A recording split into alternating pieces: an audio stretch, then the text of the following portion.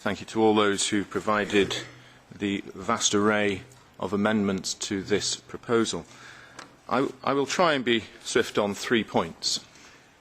The first is an observation about the reasons for having this particular directive to be created, and that seems to be that we are trying to deal with a market, as Mr. Hayes has said, which is involved €1 trillion of financing that funds a variety of investors which are needed to essentially work the whole of the European economy and world economy that's connected with it. And we seem to be saying that we've had problems in the markets because of the financial crisis, and yet, as Mr. Hayes says, there was no such problem in this particular market in Europe. There were problems in the US. And so it seems to be that we are trying to find a solution to a problem that has not yet been resolved, and in creating this, we don't know what the law of unintended consequences will be.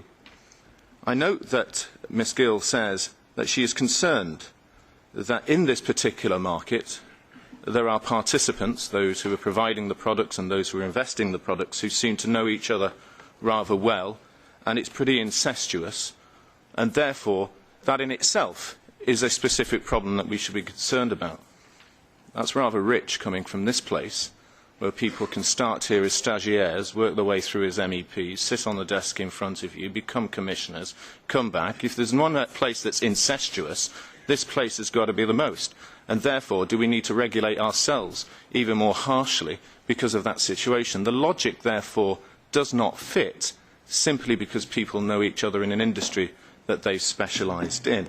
And that is why they managed to create products that work for the particular consumers. Over the years, this market has developed. We've seen a development of CNAVs and VNAVs because of those very people who actually know exactly what the consumers want. And that is why they've worked out what the investment should be, what the pricing should be, what the liquidity level should be, because the market participants know.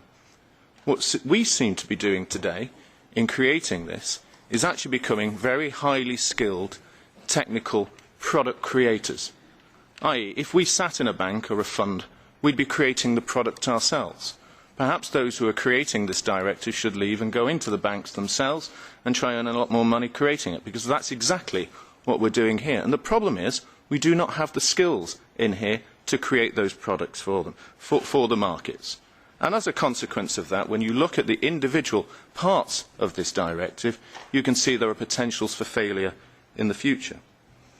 For example, one area of large argument is that of the buffers.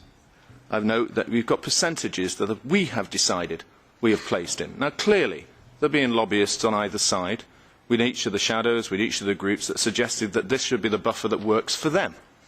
That may well be the case. But ultimately, whenever you put a place in there, one party would lose, one party will gain. And I fear that in these circumstances, in particular, the smaller participants, those who have funds of only 2 or 3 billion, will actually be the ones who lose, because the percentage that they earn will reduce their management fees.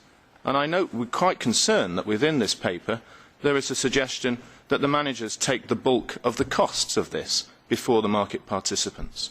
What that simply will do is drive out the smaller players and ensure that the larger players remain. And that moves in to a more political point. It is absolutely clear that there has been a political agenda here to drive out the market of CNAVs completely and enable VNAVs to reign supreme. As VNAVs are mainly a French product, this seems to be purely about ensuring that the French market sustains itself over those of other markets, including those in the United Kingdom. This can hardly be fair, but it's not unexpected. My final point is this. I apologise, Mr. Chairman, because you heard this yesterday at lunch. There is an Aesop fable that talks about the scorpion and the frog. The scorpion was sat on a bank of the river, and he asked the frog to give him a lift on the other side of the river. The frog said, "Why would I do that? You will simply sting me and kill me." The scorpion said, "No, on this occasion we both need to escape the rising waters. I will help you get across." The frog was accepting of this argument and allowed the scorpion to get on his back. As he got halfway across the river, the scorpion raised his talon, sunk it into the neck of the frog, injected his venom, and killed the frog. As the frog was dying and turned over, he said, "Well, why did you do that?" The scorpion simply said, "I'm sorry, it's in my nature."